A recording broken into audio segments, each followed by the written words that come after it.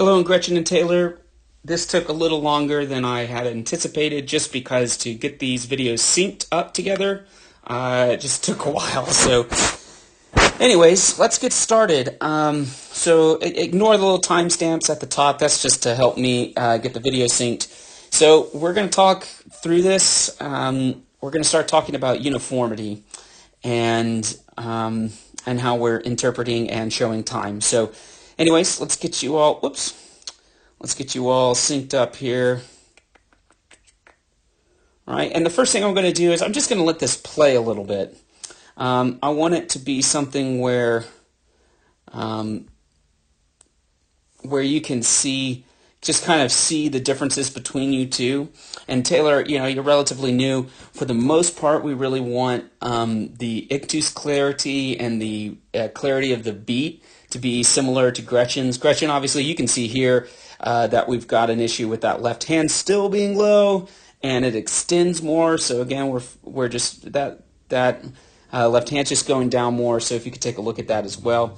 And Taylor, definite improvement in the elbows. Just make sure that that left hand isn't up. So again, like if you think about this, not to get too nerdy here, but if one drum major's hand is hitting a little bit early, you know, because it's lower, and another one, same hand, is higher, and you're on opposite sides of the from each other, it could get just really hairy, right? You know, as the production gets more demanding. So it's just something to think about. Anyways, here we go.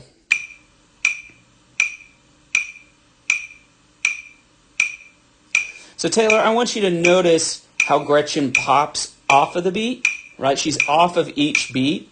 And what that does is by getting the hand off of the beat quickly, what that does is that allows the beat to exist in a more clear way for the performers, okay?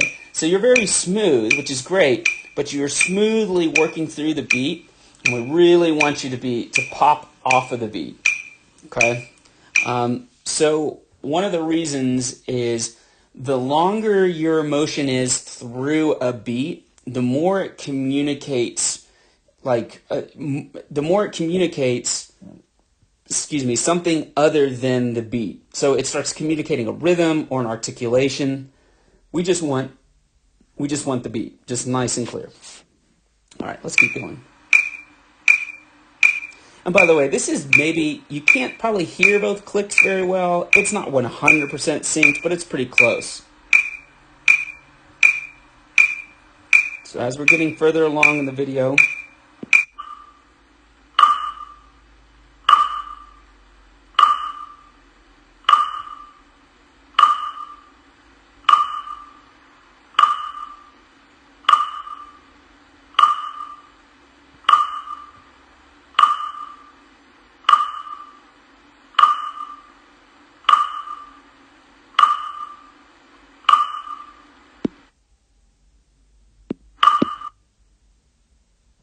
right, so you're starting to see here, Taylor, right, we've just got a little bit of an issue there with the arm coming up.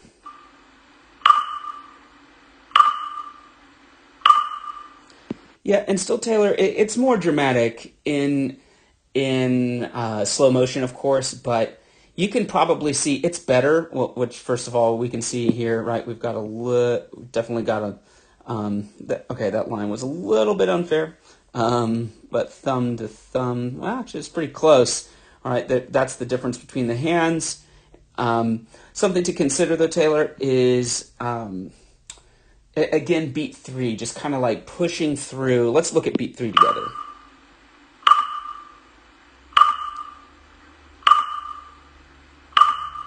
All right. Notice how beat 3 moves through.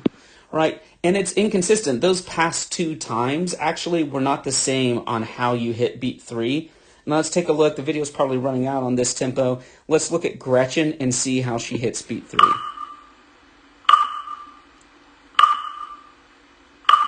Notice it's a pop on beat 3, and that's what we want.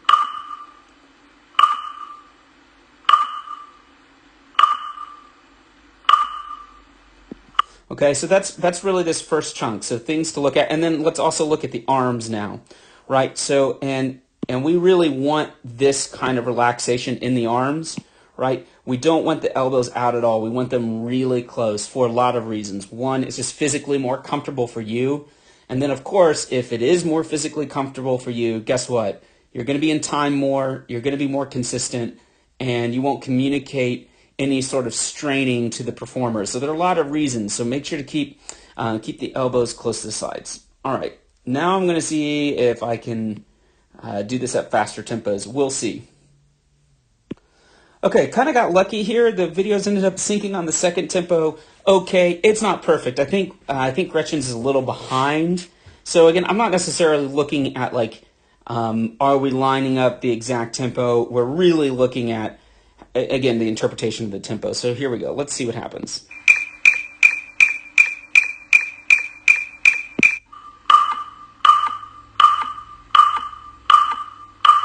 So notice at this tempo, Gretchen's doing kind of a half time, which allows the, of course, the half note to be super clear. So at slow motion, obviously, the beat is getting pretty separated, so it's going to be pretty hard to compare. Let's move you up. Whoops. Hello. There we go. I'm trying to get at least your shoulders pretty consistent so you can look at that.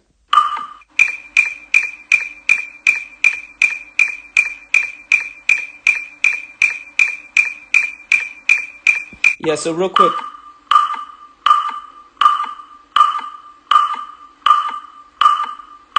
Yeah, so I want to look, Taylor, I want to look at beat 3 again, and let's see where we hit there.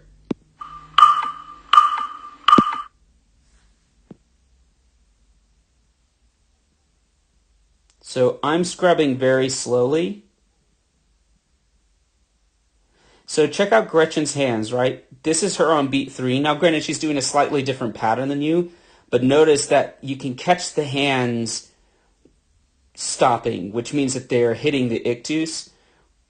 With you, you move through the ictus. And so, like, I actually don't know where beat 3 really is. And, of course, with the left hand higher, right, it's really hard to tell. And then it ends up pretty high too. And so just, so scrolling back, this is 2 beat 3. It gets harder to communicate and then 4's down. It gets harder to communicate with the performers when you're going out if you haven't hit beat 3. Does that make sense? So like if you move through beat 3 and the hands go out, it's pretty easy to interpret it as the ictus moving, and again, we're talking about faster tempos and we're talking about in the heat of performance. It's really hard to get pointillistic sometimes, and of course, someone playing contra is not going to have the same, line of sight necessarily, and so like we just want to make sure. That's one reason we're being so persnickety about this stuff.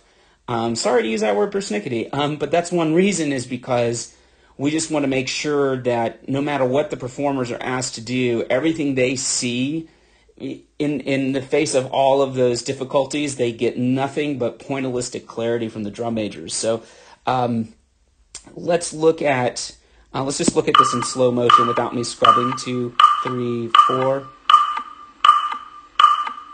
So I want to go back to 3. Here's 3. So you can see that one does pop a little bit, but one of them didn't. So again, beat 3 is just inconsistent. Isolate it, man. Just isolate that one motion to beat 3 or 2 motions to beat 3. So let's go. Here's beat 4. So again, a little bit higher. But now here's beat 3.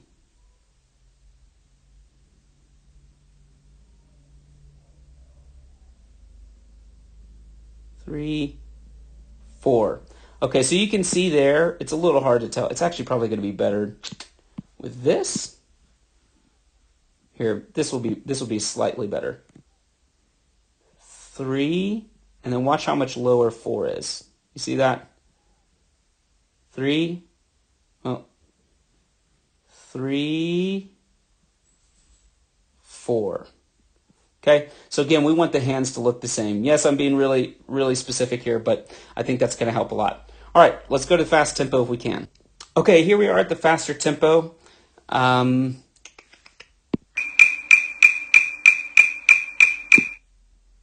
Hold on one second.